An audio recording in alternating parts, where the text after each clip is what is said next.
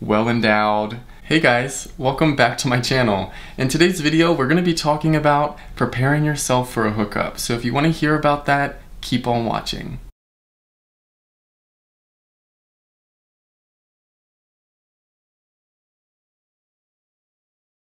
First, I want to give a shout out to my very much appreciated Patreon members.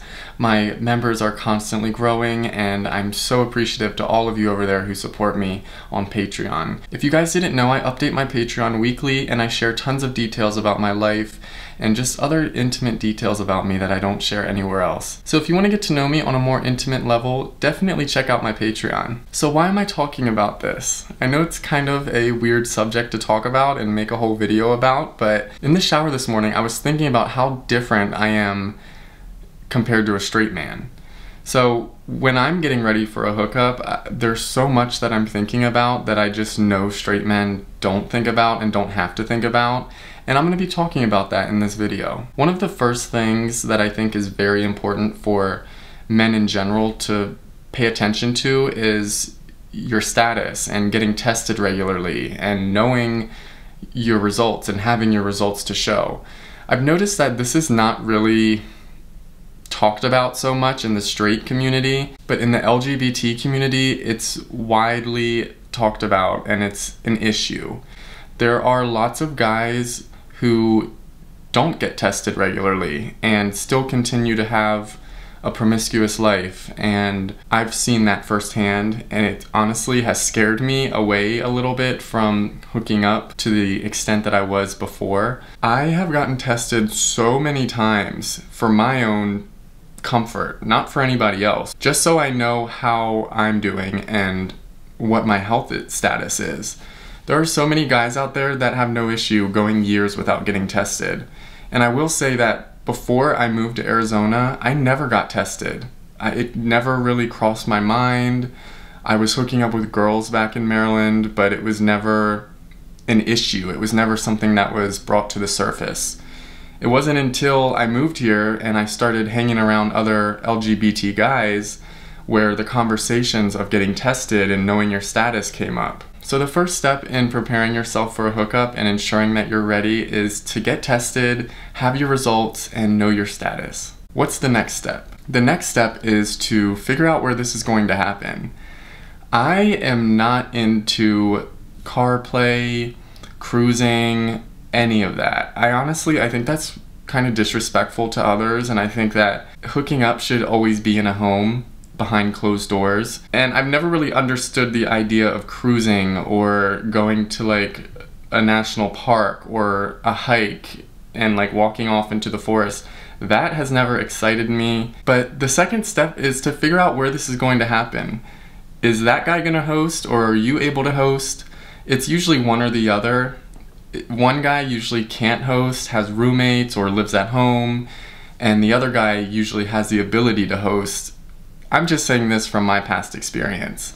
So just figure out where this is going to happen. Don't do it in a car, don't do it at a park, in a public bathroom. Like, don't do that, because you're really not gonna feel good about yourself afterwards. I mean, I guess you could do it in a car if you have a big enough car. To get the most bang out of your buck or your experience, try to make sure that it's in a home of some sort, on a bed or a couch. Step 3, and this may not go with everybody, but this is something I've learned from my past experiences. Take care of all of your obligations beforehand. So make sure that you're getting all of your work obligations and any projects that you were working on that day. Make sure that they're done with for the day before you go off and try to hook up with somebody, because when you try to hook up with somebody, or at least when I've tried to hook up with people in the past and I just have so much on my mind and so much that I still need to do, it takes away from the moment, and it's not even worth stepping away from your obligations.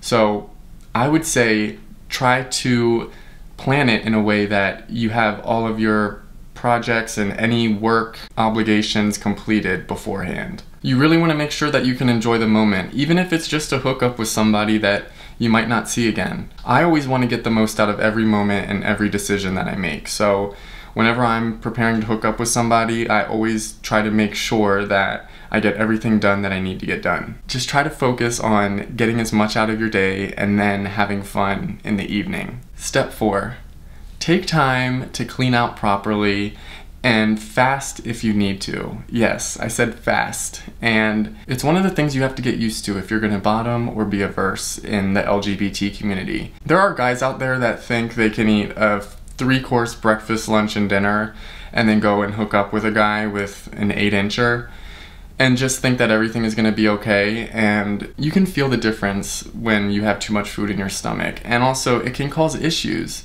I've met guys in the past that talk about how they're always clean and they've never had a mishap or anything like that. All of that is make-believe, it's not true, and I think that being a responsible bottom means fasting if you know that you're gonna have a hookup that night, or you might have a hookup that night.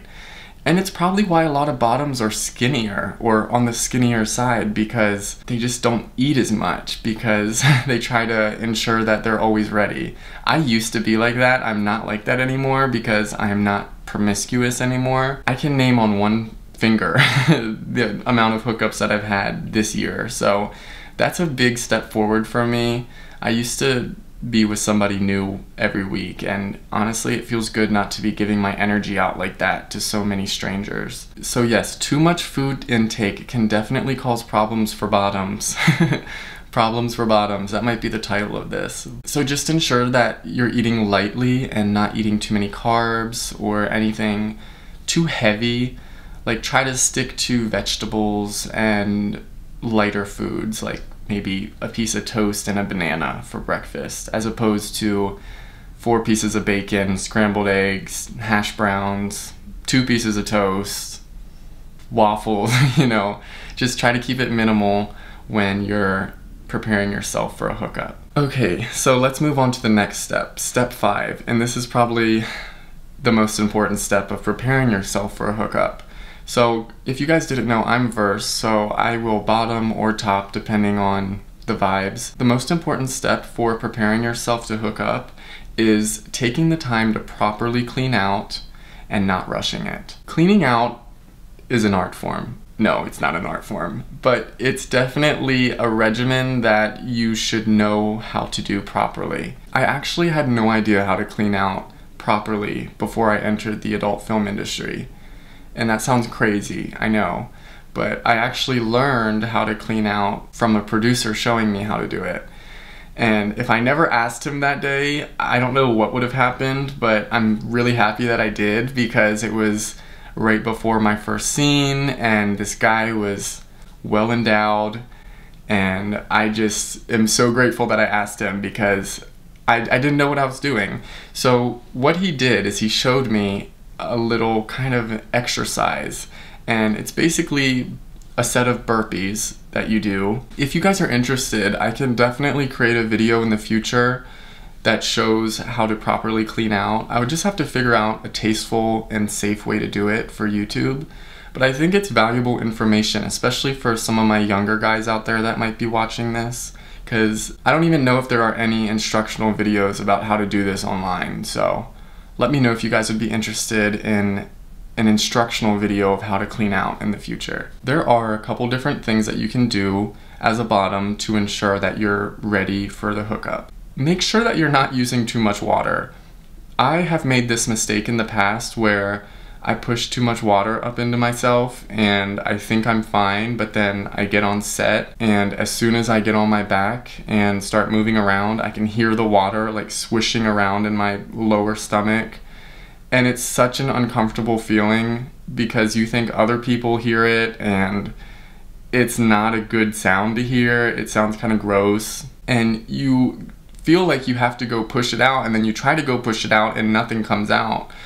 So there are some solutions to that as well, but guys, make sure that you're not pushing too much water up into yourself, because if you do and you get past that, I think it's called sphincter, once you get past that and you put water up there, it kind of gets locked up in there until the penetration happens, and then it's like Niagara Falls, and it's not a pretty sight. So definitely make sure that you're only using like 3 or 4 cupfuls when you're cleaning out. I prefer a nice, cleanable, washable, reusable enema.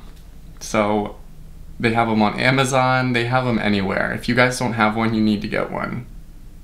like today. So the sixth and final step, guys, everything that I just talked about leads into this, and this last step in preparing yourself for a hookup is to be confident and comfortable in your abilities. You want to know that you're ready to go, you're ready to get pounded, you're ready to get plowed, whatever your word is. So just take all of the precautions that I talked about in this video, guys, and I promise that all of your hookups from here on out will be amazing. Focus on not using too much water. It's important.